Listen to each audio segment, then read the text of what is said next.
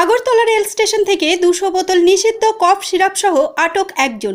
আজ বিকেলে প্রায় 5টা নাগাদ আগরতলা রেল স্টেশনে 1 নম্বর প্ল্যাটফর্মে পার্কিং এলাকার সামনে আরপিএফ পোস্ট আগরতলা ও পে অ্যান্ড ইউজ টয়লেটের মধ্যবর্তী স্থান থেকে এক ব্যক্তিকে আটক করা হয়।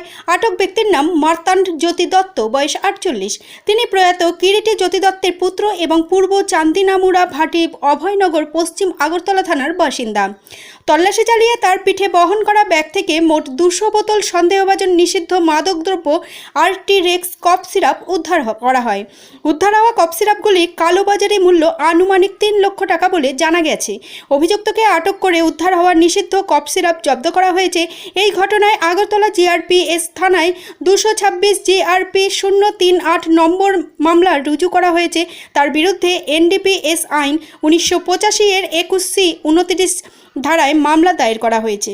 আজ 1/6/2026 তারিখ আমাদের আগরতলা জিআরপিএস থানার অফিসার, স্টাফ এবং পার্শ্ববর্তী আরপিএফ থানার অফিসার এবং স্টাফ মিলে আমাদের যে যৌথ চেকিং সবসময় চলে, ওই চেকিং করার সময় দুপুরবেলা একজন ছেলেকে আমরা একটি পিট্টু ব্যাগ সহকারে আটক করি এবং তার কাছ থেকে 25টি স্কোপ আমরা উদ্ধার করতে সক্ষম হই।